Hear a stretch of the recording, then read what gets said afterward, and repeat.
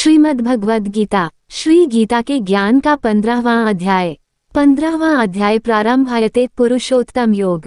श्री भगवान बोले, संसार अश्वत्थ पीपल के समान है, जिसका पुराण पुरुष रूप जड़ ऊपर है और चराचर जगत रूप शाखा नीचे है। वेद इसके पत्ते हैं, जो जानता है वही वेद का ज्ञाता है।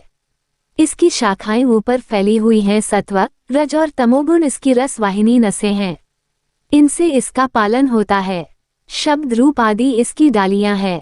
पीछे कर्म रूप में प्रकट होने वाली इसकी जड़ें नीचे मनुष्य लोक में और भी नीचे तक चली गई हैं, पर अश्वत्थ का ये रूप, इसका आदि अंत और आकार संसारी प्राणी के ध्यान में नहीं आता और इसकी जड़ें गहरी हैं।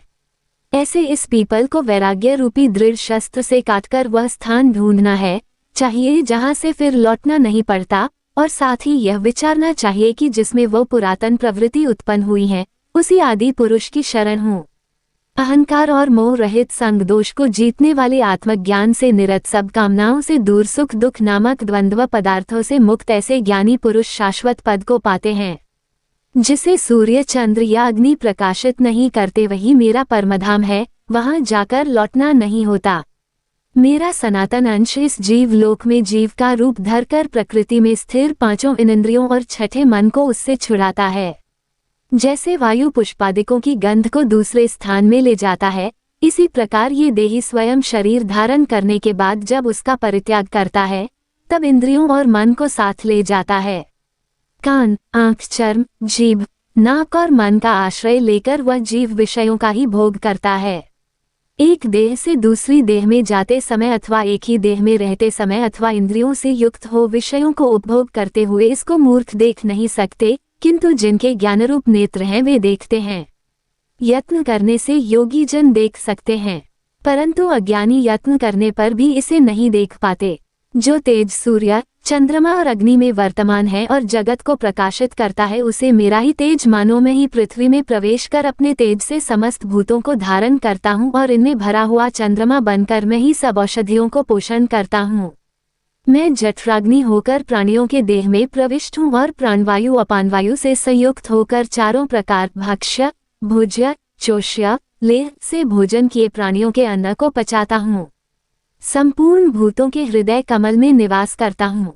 मुझसे ही स्मृति ज्ञान और उनका नाश होता है। सब वेदों में जानने योग्य मैं ही हूँ, वेदांत का कर्ता और वेदों का ज्ञाता मैं ही हूँ। इस संसार में क्षर और अक्षर ये दो पुरुष हैं।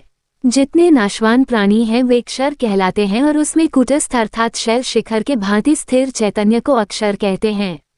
किंतु उत्तम पुरुष परमात्मा विकार रहित सर्व नियमता बंधन मुक्त नित्य रूप तीनों लोकों में प्रविष्ट धारण पोषण करता है, वह इन दोनों से अलग है।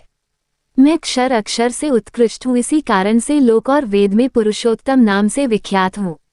हे भारत, जो ज्ञानी जन इस प्रकार से मुझको पुरुषोत्तम जानता है, वह सब कुछ जानता है और सर्वतोभावेन मेरा ही स्मरण करता है। हे भारत, शास्त्र के गुह्य भेद को जो मैंने कहा है जानकर बुद्धिमान पुरुष कृतकृत्य होता है। इति सुपनिषत्सु ब्रह्मविद्याया योग शास्त्रे श्री कृष्ण अर्जुन संवादे भक्तियोगो नाम 15वां अध्याय समाप्त। 15वां अध्याय का महात्म्य प्रारंभ।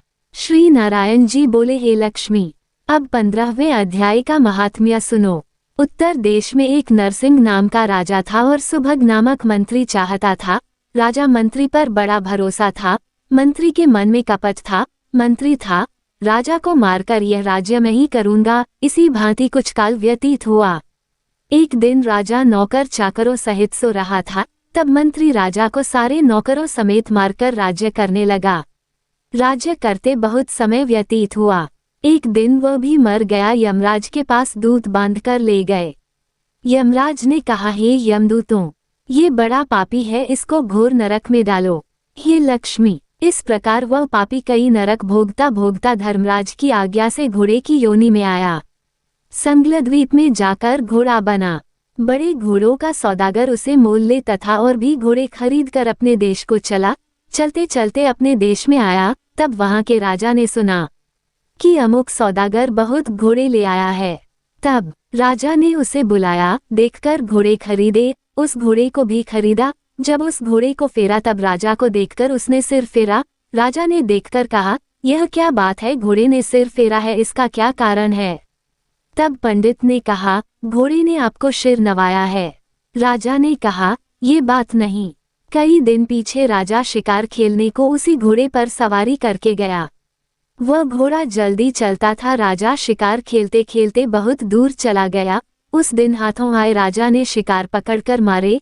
राजा बहुत प्रसन्न हुआ। दोपहर हो गई। राजा को तृषा लगी। वन में एक अतिथि देखा, कुटिया में बैठा है। तालाब जल से भरा है। वहां राजा उतरा। घोड़ा वृक्ष से बांधकर कुटिया में गया। देखा तो साधु अपने पुत्र को गीता के 15वें अध्याय का पाठ सिखा रहा है।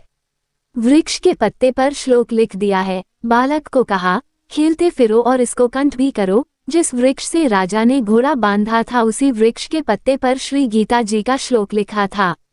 वह बालक पत्ता लेकर खेले भी और पढ़े भी। उस पत्ते को घोड़े ने देखा, तत्काल उसकी देह छूटी, देव देही पाए। स्वर्ग से विमान आए जिस पर बैठकर बैकुंठ को चला। इतने में राजा पानी पीकर बाहर आया, देखा तो घोड़ा मरा पड़ा है। राजा चिंतावान होकर बोला, ये घोड़ा किसने मारा? इसे क्या हुआ? इतने में वह देव संत बोला, हे राजन, तेरे घोड़े का चैतन्य मैं हूँ। मैंने अब देव देही पाई बैकुंठ को चला हूँ। राजा ने विस्मित होकर दंडवत की। पीछे से और सेना के लोग आए, मिले। राजा अन्य घोड़े में सवार हो अपने घर आया। अपने पुत्र को राज्य देकर आप वन को गया तप करने लगा। श्री गीता जी के 15वें अध्याय का पाठ किया करे, जिसके प्रसाद से राजा भी परम गति का अधिकारी हुआ। श्री नारायण बोले, हे लक्ष्मी, 15वें अध्याय का यह महात्म्य मैंने तुमको सुनाया है। इति 15वें अध्याय का महात्म्य समाप्त। जय श्री कृष्ण। राधे राधे।